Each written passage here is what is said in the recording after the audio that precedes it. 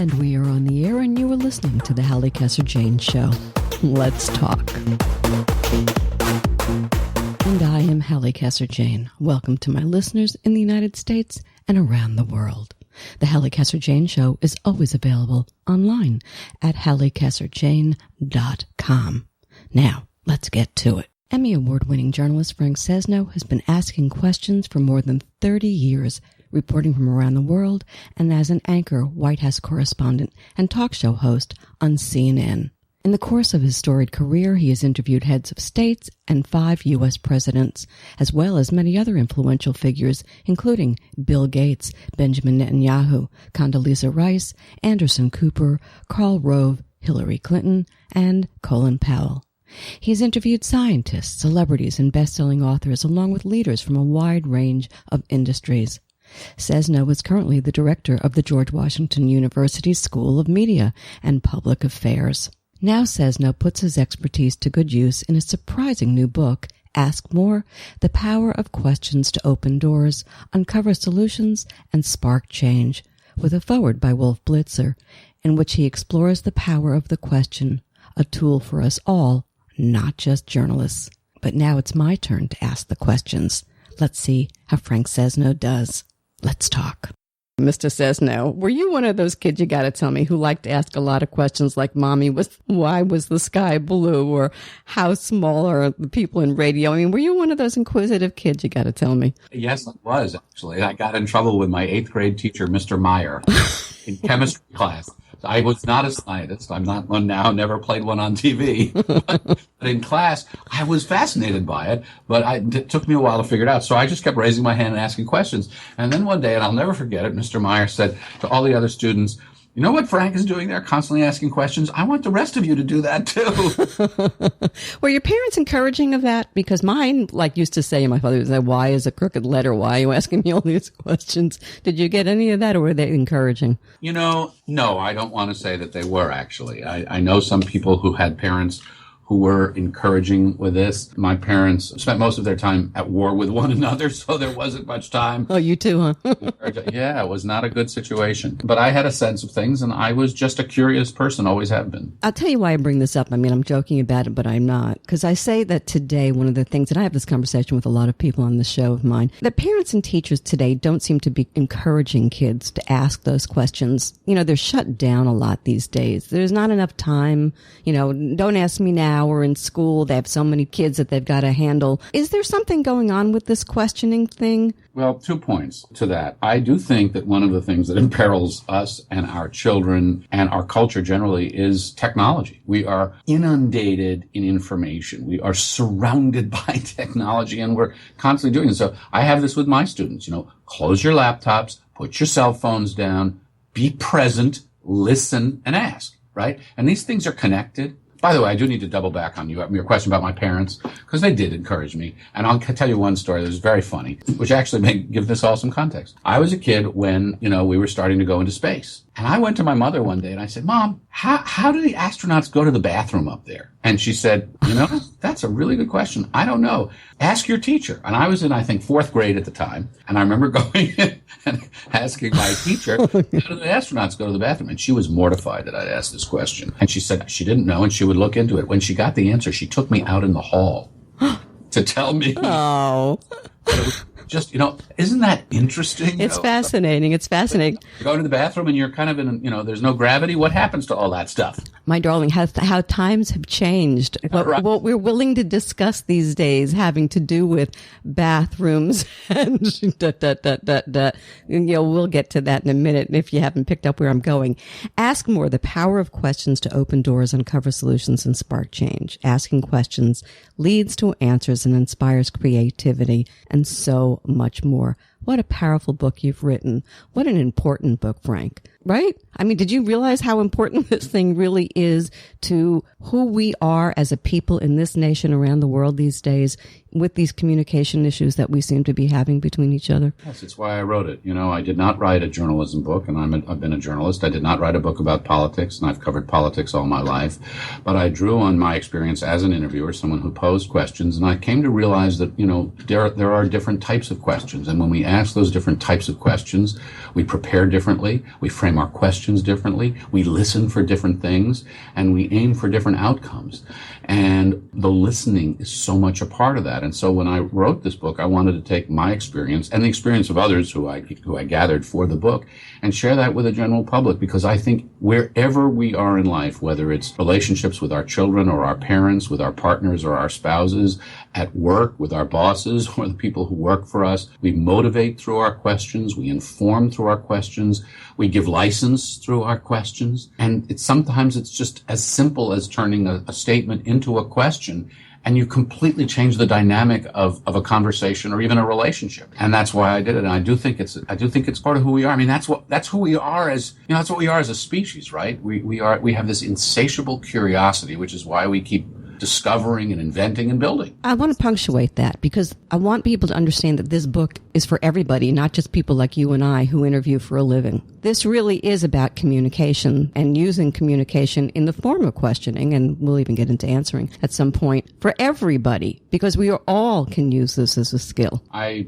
tell the story of a Hollywood producer and showrunner. His name is Ed Bernero. And Ed was telling me that, when he works with actors, he said, actors do not want to be considered puppets on a string. They are creative souls and they consider themselves artists.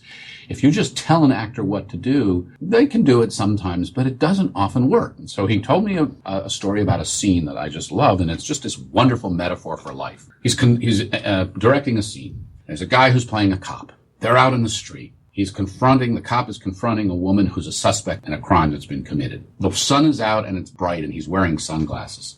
At a particular moment, he needs to take those sunglasses off, and that's when he's going to make eye contact for the first time. They shoot the scene, they don't get it right. They shoot it again, they don't get it right. Finally, Ed screams, cut, everybody, take 5, and he goes over to the actor. And he says to the actor, when you take your sunglasses off, that's the first moment when we see you make eye contact with this person you think is a suspect, is guilty. It's the first moment we'll catch the sort of human dynamic, eyeball to eyeball, between the two of you. When do you think you should take your sunglasses off? Now, he could have said, look, on the third line, just after you say, ma'am, I suspect you of this crime, I want you to take your sunglasses off. But he didn't do that. And by asking the actor, A, he didn't treat him like a puppet on a string. B, he invested in him the trust, the confidence to come up with the answer. He conveyed authorship for the decision. But more particularly, he engaged his actor in answering the question. And imagine if we do that in our workplace. Imagine if we do that with our children or with anybody. So yeah, I hope that this book is filled with very useful stories, anecdotes, and ideas for people to employ in their daily lives. Insight. Smart questions make smarter people. That's what you say. And I think that is the core of this. And that's for all of us. Now, Frank, I'm going to throw you off a little bit. I want to talk about Frank. I want to talk about you. Listen, you have had one of the most iconic careers in journalism ever, darling. I mean, come on. We can't have you here and not talk about the early days of Frank and all this terrific stuff that you did. But before we do that, you mentioned your childhood a little bit. And I want people to have a sense of you, how you got from A to B to C to D to E to F to where you are today. So you talked about your parents a little bit, and that you were, an inquisitive kid. Then you go to college. Was journalism what you wanted always? That was it? No. Okay. Clear idea of what I wanted. I knew I wanted to explore. I knew I wanted to ask questions. I was a history major, and I did my senior thesis on the education of Native Americans and how through decades of government policy, American Indian education reflected the larger policies towards Native populations through extermination, and there was a time when we actually talked about that, sadly, in the early days, to assimilation, self-determination, all these different things. And in doing that research and discovering sort of the magic of interviewing people, which I did, and digging into the stacks to see what was out there, I just really loved the process. And so when I was thinking about what I might do next, I thought about journalism. Now, I'd done radio. I was a college DJ. I could tell from your voice. When I was in high school. So there's the ham in me, too, which is very comfortable. And I love what we can do with the microphone. You know, when you ask a question, you use your voice. When you listen to someone, you create a rhythm and a dynamic. And there's a powerful, powerful and intimate connection that can be made there.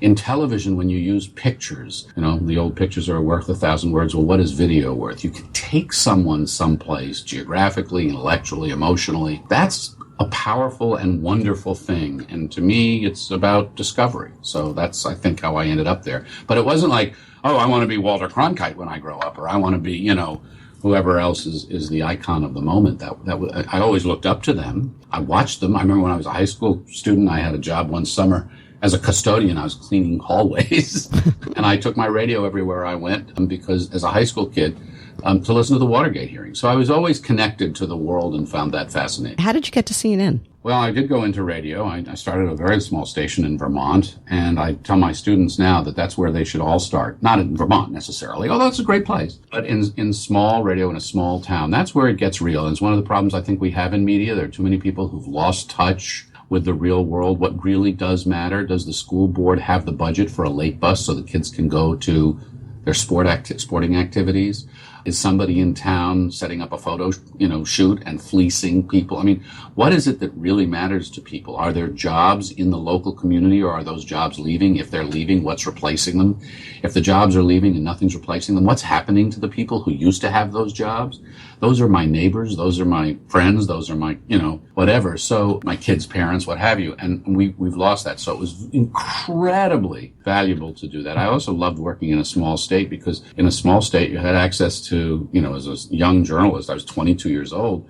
I interviewed the governor. I interviewed, members of the Senate. And I was able to say, as a completely unvarnished young journalist, what are you doing and why are you doing it? And discovered the power of that and connecting that with an audience. Anyway, I came to Washington with the Voice of America because I was always interested in the world, and I had a job there. And then I went to AP Radio, the Associated Press, and I ended up as a 24-year-old in London as an overseas correspondent at 24. It's ridiculous. I was the most unqualified overseas correspondent thing ever.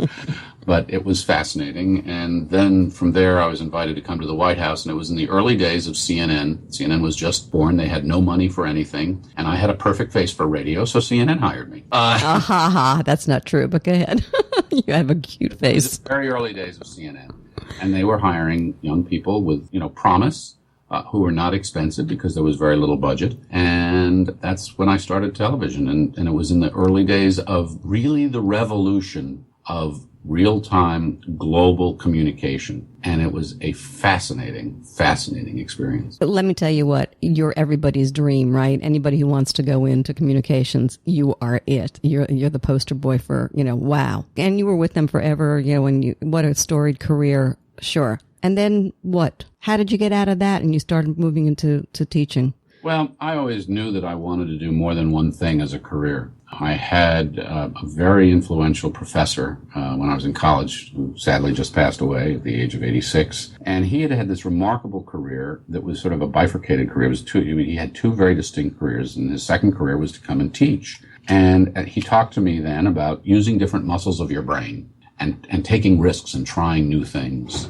And that always stuck with me. So I loved the journalism that I did, but I also saw the circus parts of the life. And I had an amazing run with CNN. I was White House correspondent. I was an anchor. I sat in for Larry King. I did documentaries.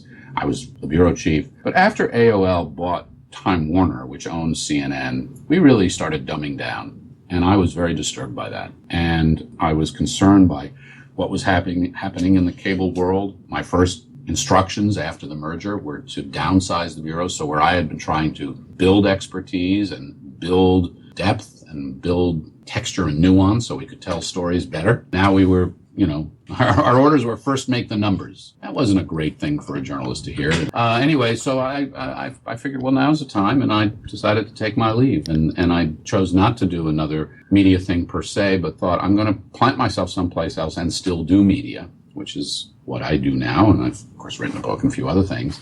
And I ended up with a number of offers, and I took one of them at George Mason University, and I moved over to George Washington University several years ago. And so I look at my teaching less as teaching and more like America's Got Talent. I'm looking for that next generation of just brilliant, creative, amazing, wonderful young person who's going to light everybody's, lights up. I want to inspire them, and I want them to push back hard. I tell them, think deeply, work hard, and have fun. And that's what I try to do. But I also do, I do a lot of media now. I've emerged as some kind of commentator on the state of media in this country, which seems to be a pretty hot topic right now. Well, I think you were the right person to emerge. I saw you the other night, by the way, on CNN. They didn't give you enough talking time. I was ready to throw everything that I had at the TV and say, wait a second, would you please let Frank talk? He's got some smart things to say, a lot smarter than the rest of you bozos. But hey, don't get me started on that. It's interesting because you're a man of obviously great moral turpitude, and you stand for what you believe, and I think that's great, and you went on to do that, and it's important that I make that point about you, but I think that's important also in the scheme of this book that you've written, because at the core of all of this is, we must do the right thing, we must be the right people, we must ask the right questions, we must listen.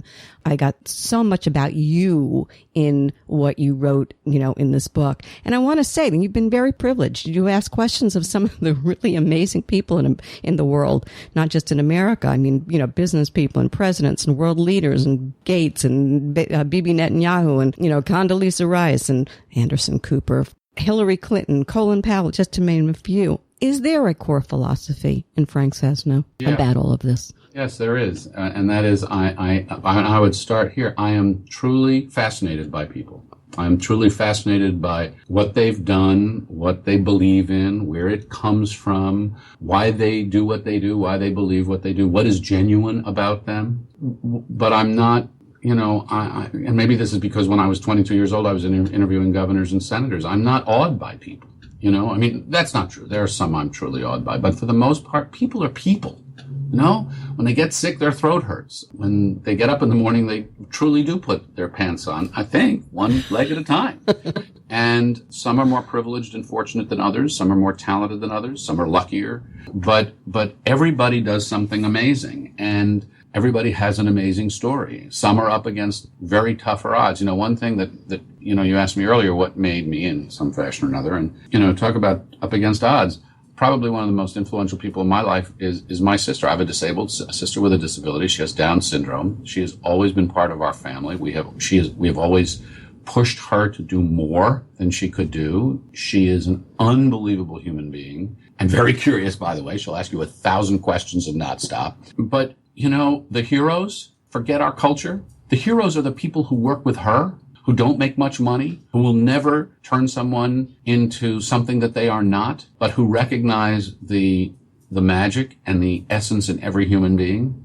And so my core philosophy is find those things that are fascinating and mostly good about people, connect people with information, inform them, shock them, provoke them, make them go places they haven't been before so they can be smarter, better people. Fascinating. A word that you used before was intimacy. I want to talk about that as I let's get into the weeds of this book. I have a theory. My theory is that people don't like to be intimate anymore. We do everything we can not to. We want to be voyeurs, but on a personal level, we don't want to be intimate. So we always have something between us. We have the TV so that we can watch, the Great Housewives of Beverly Hills. That way we don't have to really do it, or we don't have to be intimate with somebody to create it, but we can watch it. We can look on. Same thing with news now, because politics has now become, not just blood sport, but entertainment. Again, it's them doing it. It's not us, that kind of thing. But talking to people and interviewing people like what you and I are doing right now. I mean, to me, this is better than sex. I have to take that up with my wife. I have to say that, there is a certain intimacy that comes. You know it. You know what I'm talking about. You do it all the time. You have the ability to get there with people to do that. that's part of what's so exciting about questions and answers and talking with people that we don't really know, but, we'd like to get to know. Putting that in the mix of what I'm about to say, which is, before I interview someone, of course, I need to know a little bit about them. I'm going to do background work on it, want to know what the story is, yada, yada, yada, and all of that. But I think most of us who make our living asking questions also might have honed instincts, or maybe it's a gift that we've got that are innate instincts as to who people are and what makes them tick. I mean, what's more sensitive, as to what defenses people might have. We have an ability to sense it, to hear it, to feel it, even across the airwaves. And that being said, I want to ask you, with this book, instinct or to ask the right questions is something we can actually learn? Both. Both. I have 11 categories of question in this book, and one of them is the empathetic question, and questions that are designed to create empathetic relationships and moments, or that are empathetic in their nature, which then prompt people to open up. And the person I spoke to for this is Terry Gross, who does Fresh Air, and I think you and I would agree she's an exceptional interviewer. Mm-hmm. And what she does, she interviews a lot of creative people, and you do this too. She really is looking for what she calls the essence of that person. Where does their creativity come from? What causes it? What prompts it? Where does it take them? And she's unafraid. She's unflinching in where she'll go. I don't think she's inappropriate, but she will happily talk to someone about a very difficult experience in their lives that made them who they were, that forged their character, that makes them approachable and human and shows their vulnerability, but fascinating. And, this ability to have intimacy through the questions, maybe best illustrated actually, not with Terry, although she does it tremendously well, but with this young woman I spoke to and I talked about in the book, who actually convinced me, along with the rest of my class, because she was a student at the time, that there was a book here. So I assigned my students an oral history project as a final project in a class I teach called The Art of the Interview. And I told them, you can do anybody you want. They need to be interesting and fascinating and have done something so there's enough history to actually convey. But I encourage them to interview a family member, because if you put that on video and capture that, that's a wonderful gift that can, be handed down to the generations. Imagine if you actually had a video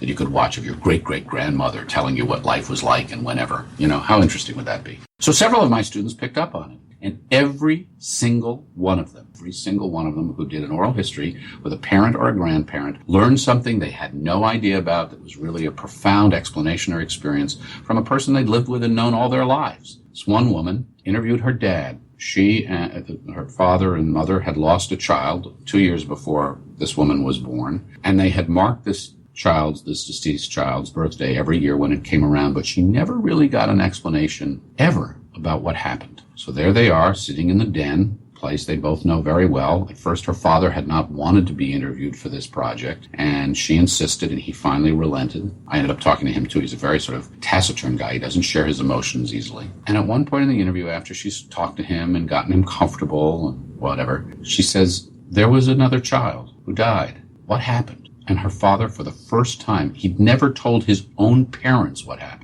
Told his daughter what happened. And he broke down crying, and she did too. Talk about intimacy. My gosh. So that's what happens when you ask. And I have a little exercise that I challenge people to do. Go talk to somebody for 20, 30 minutes and ask them questions. And there are 2 words you may not use in those 20 or 30 minutes when you're asking those questions. I and me. You are completely focused on the other person. I'm fascinated because one of the things that you said in the book, that you were increasingly alarmed about the nature and the lack of questions we ask in public and daily life. Why do you think that's happening? A combination of things. We're moving faster and faster, just as a planet, it seems. We are inundated with information. We are overwhelmed by our technology. Fascinating thing I notice with young people, they're on the phone a lot less because they text one another. When my daughter had her first boyfriend, I'd go up into her bedroom and she's sitting on the bed texting back and forth. I say, well, don't you want to hear his voice? Well, we're talking, she says. And so the way we communicate has changed, because technology allows that. Now, it cuts both ways. We can communicate with somebody anywhere on the planet for free. Skype for pennies a second, if we even have to pay for Skype, or do it for free. We can, through our Facebook and Instagram and other communities, talk to people we haven't seen in decades at a keystroke. But can we slow it down? Can we spend the time with someone else? Can we really be present?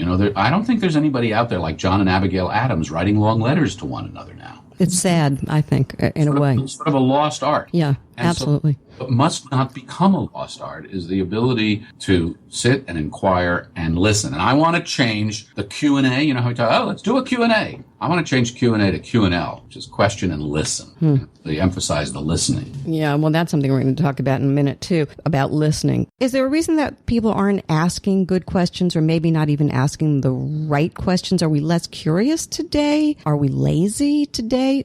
Do we just not give a hoot? Oh, I think we give a hoot, which is why Google and other search engines, are filled with questions. But, it's what I call the drive-by question.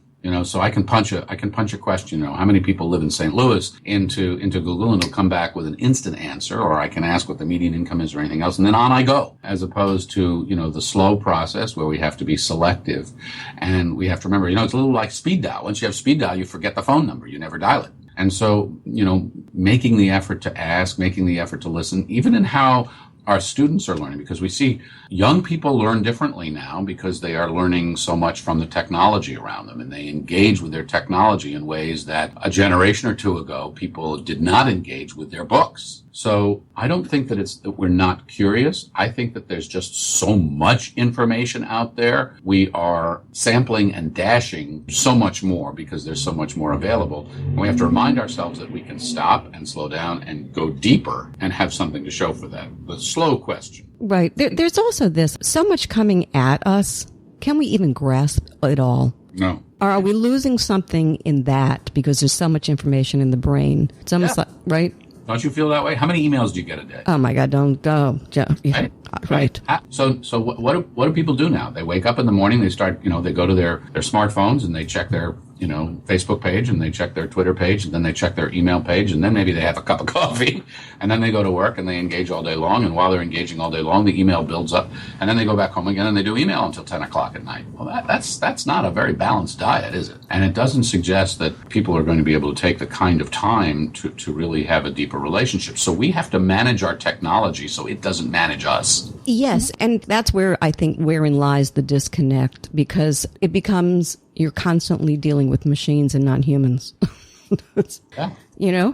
Yeah. And whatever. I have to ask you this. You're in the classroom all day long, and you've been doing this for a while, so you see different age groups and different generations, I should say, of kids coming in. What's the biggest change that you've seen in them in your career? There's several. One is their expectation of the work they're going to do when they get out of here. All right. There is no expectation that anybody here is going to have a job for 35 years. There is no expectation that there is going to be an easy career ladder. There is no expectation that they're going to have kinds of job benefits, healthcare and all the rest that people, for a time, took for granted. It's a more entrepreneurial world. It's a world that's in constant change and churn, and they know that. That is their normal. They get that. Now, how that incorporates over the course of their lives, you can rock and roll when you're 22 and not make much money, and it's okay. How that works when you're 32, 42, and 52, we'll see where the future of work is going. So that's one thing. Secondly, they consume information differently. There is not one of my students, and I'm not exaggerating much here, who watches the nightly network news. There are virtually no students here who buy hard copy newspapers. So their consumption of information and the way they engage through their network of friends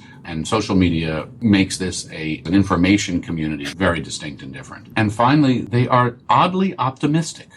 Why do you say that, oddly optimistic? Why do I say oddly? Because the world around them sounds like it stinks. But these students retain a sense of purpose. They still believe they can change the world, and that is one of the most wonderful things about hanging around this age group, because as jaded and divided as the wider world is, most of these students, not all, most of these students retain their youthful belief in change and their ability to help bring it about. And how are they as communicators? Are they good at asking the questions and the right questions? Some are great, some are terrible. One of the reasons I wrote the book is I spent time with, my kids and my kids' friends, and I would say something like, so what's Harvey doing this summer? Nobody's named Harvey anymore, but I so what's Harvey doing this summer? I don't know. I said, well, Harvey's your best friend. Didn't you ask? No. I said, well, why didn't you ask? I don't know. So, go ask. So I think that's an important part of it. And I think the other thing is that as communicators, can we please purge one word in the English language, which is the word like?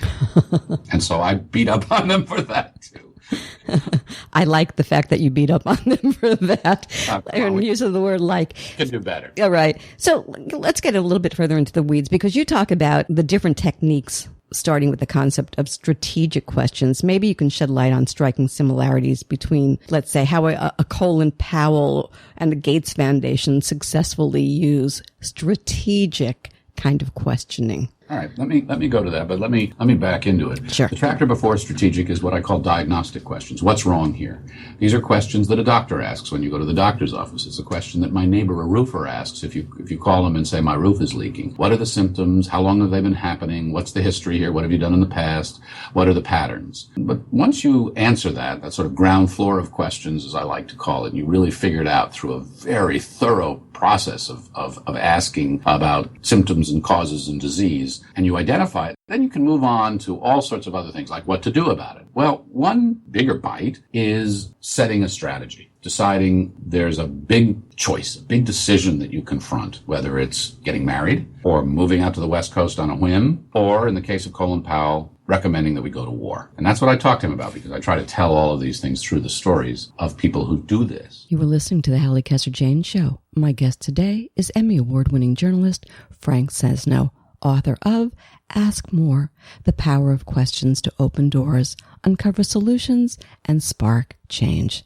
Thanks so much for tuning in. Colin Powell's a really interesting example, because in one case, he asked all the right questions and others did around him, and there was great success. The first Gulf War, there was a 100-hour ground campaign, as you recall, after Saddam Hussein invaded Kuwait. And Powell went to George Herbert Walker Bush, the president at the time, with 8 questions after they had looked at all the different elements of a potential campaign. And he said, if we can answer in the affirmative to all of these questions, I recommend, Mr. President, that we pursue military action. And it was everything from, do we have the support of the American people, to have we examined all the alternatives, to do we know what success will look like? And they were able to say, yes, answer in the affirmative to those. And we had what would be considered by any measure a very successful military campaign, and ousted Saddam Hussein and his troops from Kuwait. In the second Gulf War, when he was working for George W. Bush, that question process did not take place. Powell has something that he does as a commander where he brings his subordinates around him. He used to do this regularly when he was chairman of the Joint Chiefs of Staff. And he would basically challenge them to challenge him and prevailing wisdom, conventional wisdom. And he has what he calls the commander's rule. The commander speaks 30% of the time, no more, which makes the others speak 70% of the time, and presumably makes the commander listen 70% of the time. That did not happen, as he says, in the second Gulf War. And so we went to war based on faulty assumptions and faulty intelligence, and we are still trying to pick up the pieces. It's really interesting as to how you can put strategic questions, and I offer 8 of them that we can apply to ourselves personally when we face major decisions that are sort of a derivation of Powell's 8 questions that he took to the President of the United States. Absolutely fascinating. Absolutely fascinating. We talked about empathy briefly. I'm going into a non sequitur now. Stay with me. Okay.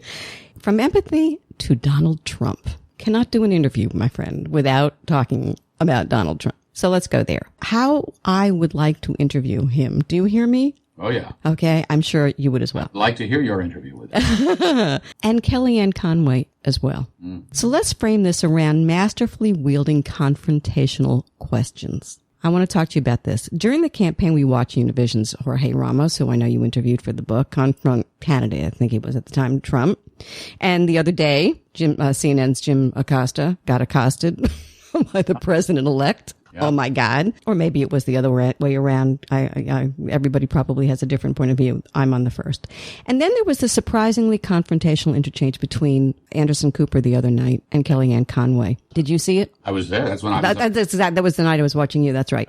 Okay. I was astonished because I've never seen Anderson so good. And I was so glad that he did it for a multitude of reasons. One, he caught her so off guard. She was not on her game, that's for sure. And then we find out when you go after somebody who's bullying, and this is my show, I'll say it, usually they crumble. And I think she did a great job of doing that. But Frank, we are living in the strangest times. Confrontational questioning is something that is not working the way it used to work. And I think it needs to morph, which is why I said to you, I would love to get a hold of either of those two people, because I think what Anderson actually did was finally the right thing, which is don't worry about what's going to happen to the network or anything else. Just go for it. What were your thoughts? Anderson did something very important in that, and it's a very important part of confrontational questioning. Let's define what confrontational questioning is. Confrontational questioning is when you are going to be doing what I refer to as an accountability conversation. And lawyers do it in front of a courtroom. Parents do it sometimes with their kids. Certainly interviewers, journalists do it with political leaders.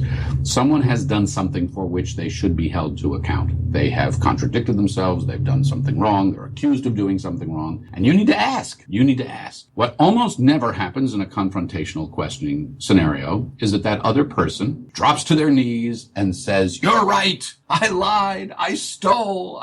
There aren't very many Perry Mason moments in life. Doesn't happen. And certainly that hasn't been my experience much in the accountability confrontational interviews that I have done. What they really are is they're exercises in creating a record, whether it's for the judge or the jury or for the public. You are asking for the record. And that record will show whether how that person handles the details or the allegation or what have you. In the extraordinary confrontation between Kellyanne Conway and Anderson Cooper the other night, Anderson Cooper did what has to happen in a situation like that, which is to maintain the demeanor and the approach of what I refer to as the respectful adversary. No question, this is an adversarial exchange. But what he doesn't do, which some interviewers do, is to fling charges about, make an accusation, get involved in name calling, talk down or use voice tone or body language in a dismissive way. The audience can judge for itself, and he knows that. And then you let the chips fall where they may. And that, to me, is sort of the epitome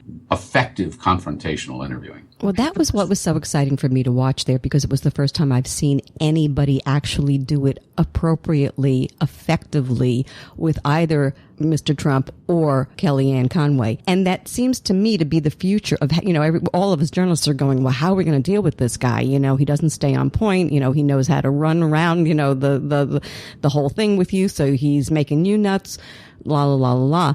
But my thing was watching that. There it is. There's the recipe to deal with both of them. And that was the first time I saw it done. I was like, okay, now all us journalists who are fighting, are losing our reputations that we're messing up or whatever. I say, no, here we go. This is the way forward. This will do it. I'd love to see him do it with the president-elect or the president himself, wouldn't you? Yes, and he's tried. This notion of the respectful adversary, I think, is very important. Right. Because, Donald Trump is going to be the president of the United States. We respect that office, and we respect the power that he wields, whether you agree with it or not. We should also respect that the President of the United States, like anybody in any position of power and authority, should be held accountable for what they say and do. That is the very essence of our system. And one of the things that concerns me when I see this huge pileup on the media is that, there are a lot of problems in the media, and there are a lot of things that need to be addressed. But everybody should acknowledge and embrace the fact that we need a respectful adversarial relationship between media, responsible media, and people in authority, so that those tough questions can be asked. Anybody who's paying taxes should want that. I put it this way. If you're buying, your lettuce from the grocery store down the street and the lettuce is tainted, do you want to know? Of course you do. And you want someone to tell you whom you trust so that you don't eat the lettuce and get sick. And that's what we need to do. But we also need to recognize, and people in media need to recognize, that the public is deeply, deeply distrustful. And media needs to do something about that. Whether it's CNN or the New York Times or the Wall Street Journal, recognizing that there is deep distrust in what is quote unquote reported should be provoking really deep thought in these news organizations. If American Airlines had this crisis of confidence, I promise you they would be addressing it, or they would be facing bankruptcy. Right. But it seems to me that one of the things that's going on here is that we all seem to have gotten into this mindset of proving ourselves right, which is why your answer to me in talking about Anderson and how well he handled that is really the proper answer. Just put it out there. That way you're not in the face of the public any more than you're, quote unquote, in the face of the person that you're interviewing. Sure. And that leaves everybody a little less combative and more able to listen, which is where I want to go next in this conversation, so that they might actually hear what you're saying, both sides. So let's talk about listening and how that fits into all of this. How you like that segue?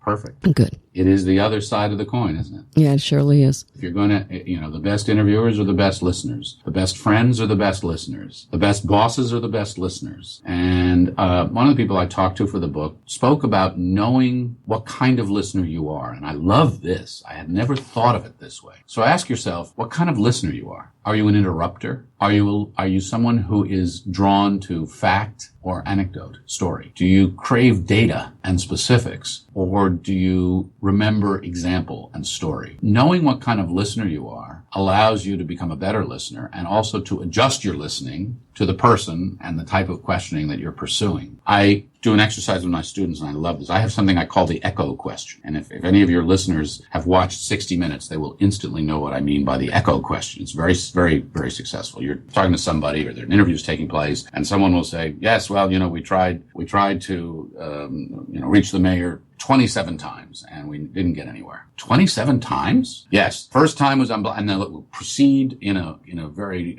remarkable way to provide additional detail. One of my exercises with my students is I have them interview one another, and one student was interviewing another and asked them what it was like, what was their tougher moment when they were a kid. And one of the students said, well, I had special needs in reading. I needed to be pulled out of the class. They'd come and they'd get me out of in the middle of math class. It was just terrible. I was mortifying when I did it. And they went on and talked. And I went back afterwards and I said, you missed an opportunity. And I turned back to the student and I said, mortifying? And she said, oh God, yeah, it was, I was being singled out. I felt so small. Everybody knew where, that I would, and I thought, wow, what you get by just that simple echo question. But you have to listen for that. You have to know what you're listening for. You have to hone in on something and be selfless in the way you listen so that you can circle back. Fascinating. I have to think about that. Observing is another word that an observation I wanted to have a brief conversation with you about, because I think that's part of this too, right? Yes. In the empathy chapter, I spoke with a woman by the name of Helen Reese. Helen is a clinician on the faculty at Harvard University, and she studies empathy. And she counsels doctors on how to be more empathetic. Now think about that. Mm-hmm. And so much of it, she says, well, some of it does come through the questions that they ask, but so much of it is in eye contact, body language, voice tenor, to watch another person and see how their facial expression changes, to detect stress or concern and then ask about that or be concerned about that or try to figure out where it's coming from. If you're really empathetic, you're putting yourself in the shoes of that other person so that you feel what they feel or have a sense of why they're feeling what they feel, for sure. So yes, listening is more than just listening for sounds and words. It's listening with your eyes and your ears. I think that's important. And you can do that, by the way, without having to actually see a person. Do you right? Do you get that? Oh, completely. Yeah. And that's fascinating too. Yeah. And it's something that you have because you do this. I started in radio too. And so you and I mean, it's like, somebody who doesn't have vision, someone who's blind has an incredible sense of hearing, and they will be able to see with what they hear. And you can hear things in someone's voice or tone or expression and really hone in on that. And very empathetic people are very, very good at that. Yeah. What's that old thing? I'll see you on the radio. There's great truth to that. There's absolutely a great truth to that. I want to take up one other thing before we get to the close, and that is this, something you said in the book, I think. Sincere questions too often play second fiddle to certainty, ideology, and outrage. Welcome to the world today. We talked about it briefly, but I think it's so much of what our society is today that I think we need to talk about it in a little bit more depth. I really believe that. And it's something that I detect, of course, in media, and I detect in our political culture, but I detect it elsewhere, which is, just a greater sense of certainty, a tendency to leap more quickly to the conclusion or to an opinion. People hate, often watching the President of the United States, for example, give a speech on television, or a candidate give a speech on television, and then there are all these pundits saying exactly what the person meant and passing judgment. Let's use an example of any issue that's out there right now. Let's take healthcare, for example. Whether you like Obamacare or hate Obamacare, let me put a couple of questions on the table. Can you identify its strengths and weaknesses? Can you identify who it helps and hurts? Can we identify how much it costs and where and why? What will be the effects of maintaining it or repealing it on hospitals, which everyone in every community wants to see their hospitals survive and remain so that it's there if they need them. What will be the effect on doctors? We want our doctors to be successful. Have we asked those questions and pause long enough to listen before leaping to a conclusion so we can be informed enough to make an informed decision as to whether we want to retain or repeal Obamacare? And that can be applied to any issue that's out there right now. And it becomes intimidating because so many of these issues are so complicated, even in our narrower lives, in our communities. But, before you buy a mattress or a car, you do your research and you figure out, how long do they last and what do other people think of them and how do they work and how do they feel and how do they drive or sleep or whatever, or have sex on them, that's, you asked about sex earlier. I can go there too. But we care about that stuff and we make time for the things that matter in our lives. And we do that through the questions we ask and the listening that we have and the minds that we keep open. And that's what I meant by that. This is really an exercise, a discipline in retaining our curiosity and keeping our minds open so we're constantly learning and recognizing that we need to continue to learn.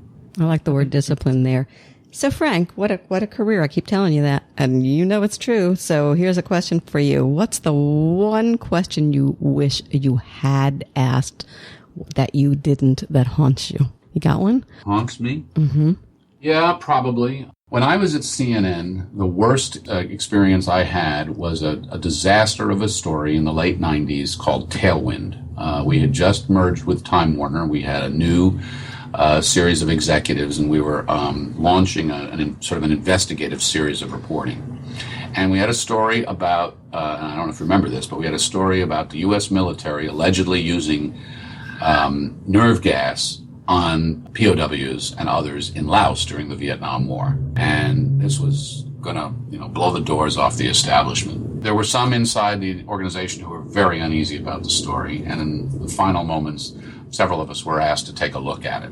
And I looked at it and I felt the sourcing was weak. But I never assumed that the reporting behind it was bad. I just thought it was written poorly. I asked if there were more sources. I was told that there were.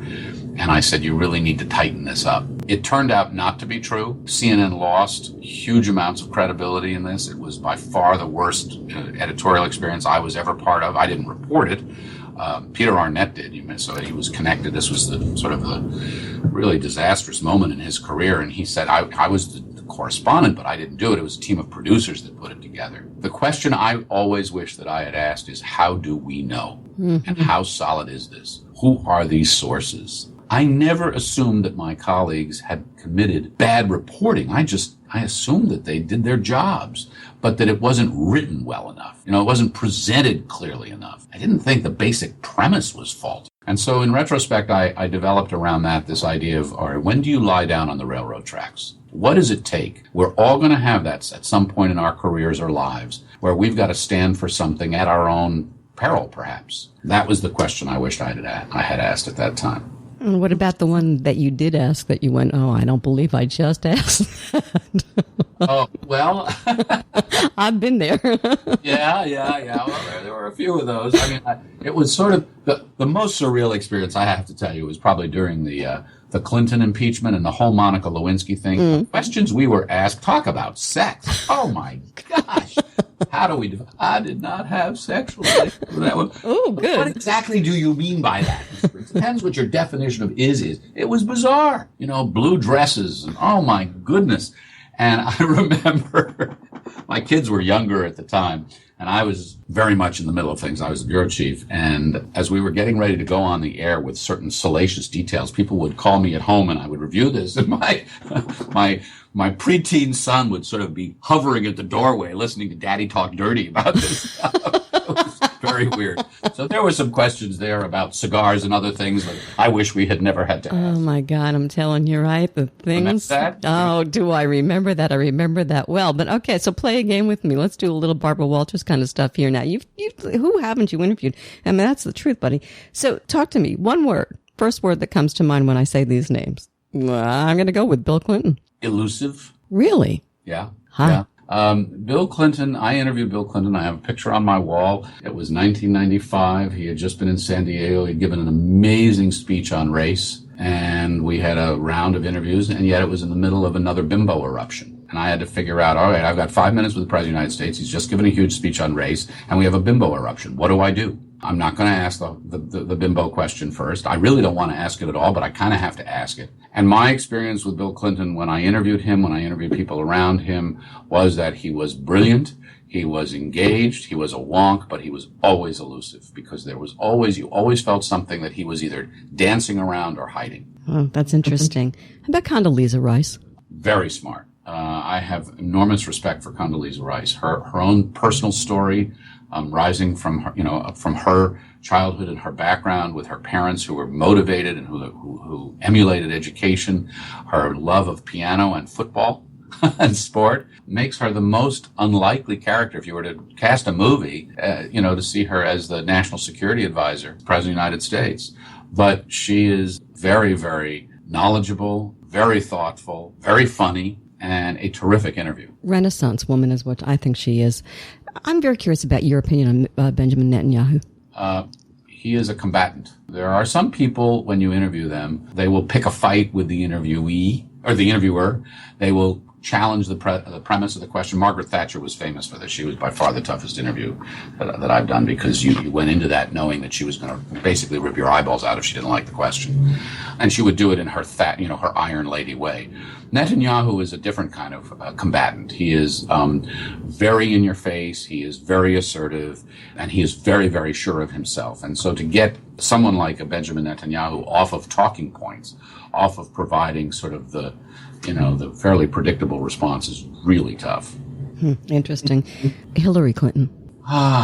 She is one of the people, not unlike Al Gore, who literally has two different personalities, one in front of the camera and one off camera. When I first interviewed Hillary, it was when she was First Lady, and I was doing the Sunday talk show at CNN, and we were going to have the first long-form interview with the First Lady. She was about to travel overseas. And they summoned me. They asked me if I would come and meet with her first. And I went over to the White House, and I spent an hour with her in the map room of the White House, just the two of us. She was essentially interviewing me. Deeply suspicious of the media. She spoke about it then. She spoke about how there was this kind of right-wing conspiracy against the Clintons and against everything they'd ever done, that if you drove across Arkansas and turned on your radio, you would hear it again and again and again. She acknowledged they had just lost their health care battle. She acknowledged that they took too big a bite and they would have to do it incrementally, and perhaps they were, not realistic in what they were trying to do, too ambitious, too much hubris. So she was actually fairly reflective. But sit her down in front of a camera, and once the camera goes on, that kind of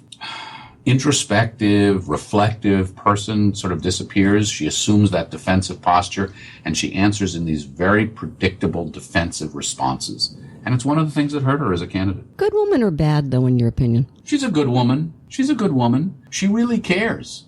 Bill Clinton really cares. One of the things that saddens me the most, and I say this after having, been interviewing these people and been in Washington for, too long. I must have started when I was 3. You did.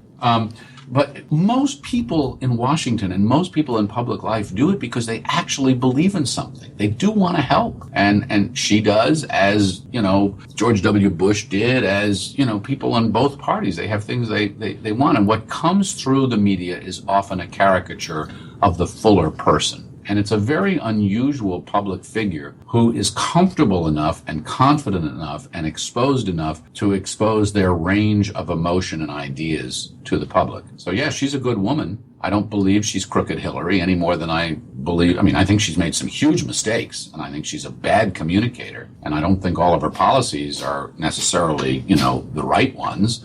But looking at her as an analyst, if I could do that, she is fundamentally a good person. I have to ask you about Anderson Cooper because my staff wanted me to ask you about Anderson Cooper. I love Anderson. Anderson's a very interesting man with a fascinating past. I visited Anderson in his home. We spent quite some time in his home, and his home is fascinating because it's this really eclectic collection of his travels and his ancestry. Oh, God, right? There's this gigantic portrait when you come up the stairs, and he lives in an old converted firehouse in New York. And you come up the stairs, and it's like the spiral staircase. You're coming up at a firehouse, and there's this gigantic oil painting of Commodore Vanderbilt staring down at you as you And then he's got this like 9-foot stuffed black bear in his living room. Anderson's very interesting. Anderson is fundamentally a very shy person. I get that on air, by the way. What's that? I get that on air with him. I think it comes through on air. How do you see that? I see him as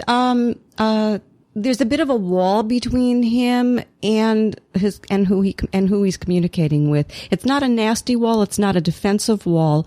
It's just it's a wall. It's like he's encased in something all the time. And I think it's to protect a shyness. Like he's pushing himself out, Frank, to do what he does. It doesn't come all that naturally to him. Well, it's interesting that you mentioned that, because he also spoke, and movingly, and I've seen it, about how he works very hard to be present in his interviews. And I've watched him do interviews with survivors of genocide and ethnic cleansing, sitting on the mud floor of a hut with some poor young woman who has managed to survive, and he is very present.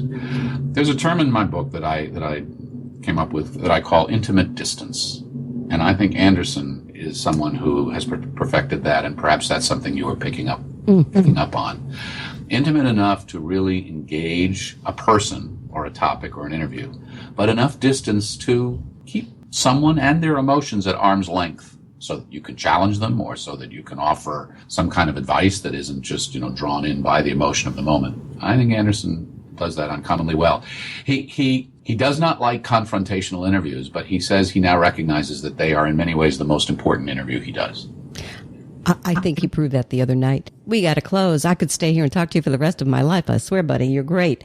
And I'd love to talk to somebody who does this for a living, who's also good at talking, being on the other end of the questioning. So thanks for the openness. After all of this, right? Yeah. Yes. Journalism, teaching, writing, thought, what you're so good at. Are you hopeful or fearful for the future of journalism? I refer to myself as a glass half empty optimist. And I am both optimistic and concerned. I am concerned because I see increasingly people consuming information in shorter bits and bytes as subjects get more contentious and complicated. The world is a big, very complex place, and we need to understand things better if we're going to pass judgments on them, and yet we seem to reach judgments more quickly. That concerns me. Social media empowers people to be engaged and to reach out. It also empowers them to be really nasty and really dismissive of others. And I've gotten that from some of these conversations that I've done. I'm sure you get that too sometimes, and it can be very dispiriting. News organizations that used to be respected have lost a lot of respect in the public. They've had to lay off a lot of people. They've lost a lot of depth. Information that used to be something that a good editor or executive producer could stop, we now call fake news, and is pervasive. So where does the information come from? So these are all things to be very concerned about. On the other hand, more people now have more access to more information more quickly than ever in human history. Ever. At a keystroke. If you want to read what's happening in China, you can read the China Daily. It's in English. It's right out there. We don't have to worry or ask somebody else to tell us what's going on or translate it. It's right there. If you want to see what a politician is saying, you don't have to be content with the story that the New York Times or the Wall Street Journal is doing. You can go and not only read their words in a transcript, you can probably pull up the video in real time and see it. So there's a transfer of power that's happening, that's moving from the media organizations that used to be so dominant to the public.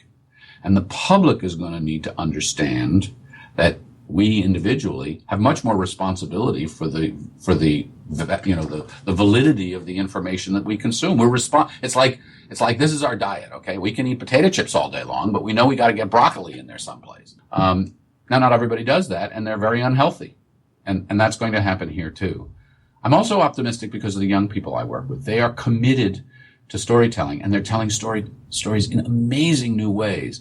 Virtual reality, right? 360 video, immersive video. This is coming. We're going to have the power to transport you so that you can look around and see and feel and almost smell for yourself. So that storytelling, which is as old as humanity, right? Cave paintings still attract us. We'll just do it in different ways. And it'll be more complicated, and individuals are going to have more responsibility for getting their own information. So, the glass is half empty, but I'm optimistic. I've been speaking with Frank Sesno, author of Ask More, the power of questions to open doors, uncover solutions, and spark change, with a foreword by Wolf Blitzer. For more information on Mr. Sesno and his book, visit askmorebook.com. Thanks so much for tuning in to the Halli Casser-Jayne Show, a production of Resec LLC. Associate producer, Suzanne Probst. The Halli Casser-Jayne Show posts new podcasts Wednesdays, 3 p.m. Eastern. Visit HalliCasserJayne.com.